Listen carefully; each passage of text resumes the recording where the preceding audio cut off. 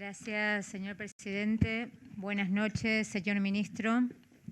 Agradecidos de su presencia para poder zanjar dudas que se nos vienen planteando con relación a esta anunciada emergencia y que en materia de justicia nos resulta difícil encontrar, al menos en los temas que se vienen a modificar en la ley. La justicia, como ha dicho una diputada preopinante, está en emergencia, señor ministro. Está tan en emergencia que se le está pidiendo a los ejecutivos provinciales, a los intendentes, a los gobernadores, que pinten o que arreglen los edificios del Poder Judicial Federal y Nacional. Esto a las claras está hablando de emergencia. Y si recorremos los juzgados federales y los juzgados nacionales, vemos que algunos funcionan en lugares que no son aptos, sin ventilación, donde el personal de la justicia no está trabajando en buenas condiciones. Entonces, claramente, esta pregunta que se ha impuesto en esta sala, que es cómo se va a financiar el juicio por jurados en una situación de emergencia en la que no tenemos recursos y estamos recurriendo a los ejecutivos provinciales para que pinten los edificios públicos del Poder Judicial, es algo que llama a la reflexión. Y voy a hacer un apartado sobre ese tema, porque yo creo que en materia de justicia la independencia del Poder Judicial sí es fundamental. Y si el Poder Ejecutivo, provincial o municipal, un intendente o un gobernador, se encarga de los edificios públicos de la justicia, la independencia del Poder Judicial al menos está sospechada. Nosotros tenemos que ser muy cuidadosos con eso y no tenemos que permitir que los poderes ejecutivos interfieran en el presupuesto del Poder Judicial. Entonces, eso sí es emergencia del Poder Judicial y quiero aprovechar esta oportunidad para decirles que me resulta muy difícil pensar que se va a destinar presupuesto para infraestructura y para juicio por jurados cuando no podemos ni siquiera sostener los edificios que tenemos hoy en el Poder Judicial.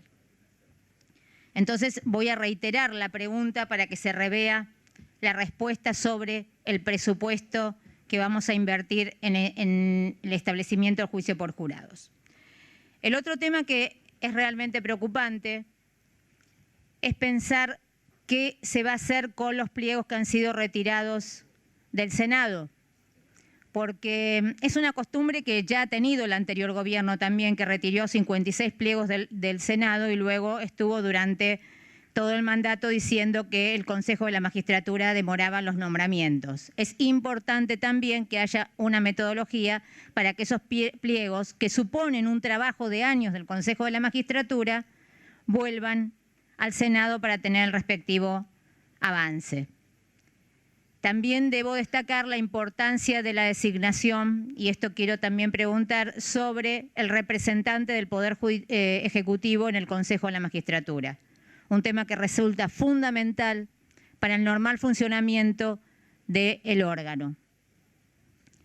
También quiero hacer un señalamiento en cuanto al divorcio administrativo y sobre esto quiero hacer una pregunta. ¿Cuál es la urgencia, la emergencia en avanzar en estas competencias de los abogados, por cuanto el ejercicio de la profesión de abogados garantiza la protección de derechos, indudablemente?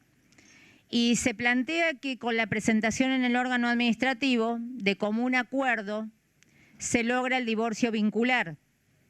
La pregunta es, la parte débil, que siempre la hay en un vínculo, un contrato, en definitiva el matrimonio es un acto contractual, ¿quién se encarga de su defensa? Porque sabemos perfectamente que, por ejemplo, la disolución de la sociedad conyugal tiene efecto retroactivo al momento de la presentación del divorcio vincular, ¿sí? Entonces, estos son temas que la emergencia económica o la emergencia que estamos sufriendo, o la emergencia que está sufriendo la justicia, no está del todo claro que alcance y abarque temas como el divorcio en sede administrativa o las sucesiones notariales.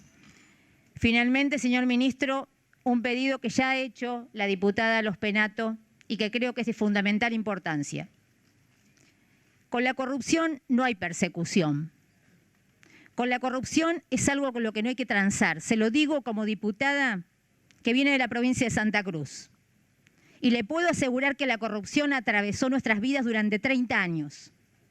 Y no se recuperó lo robado. Y siguen usufructuando lo robado. Siguen usufructuando lo robado. Eso no es persecución, eso es justicia.